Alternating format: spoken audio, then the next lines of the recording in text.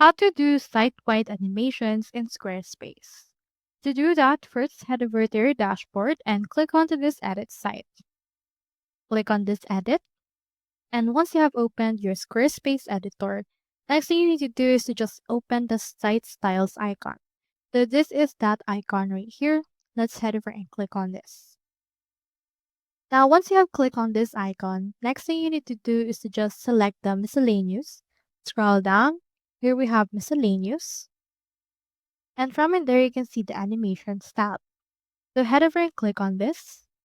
And as you can see, our current site-wide animation is fade. So just choosing here which one you want. For example, it's choosing here the scale option.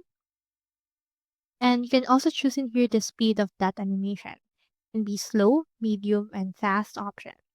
So once you have done that, you can just exit the miscellaneous. Then after that, close this. And after this, save the changes that you have made by clicking onto the save icon right here. So that's all there is today, and I hope this video helped you out.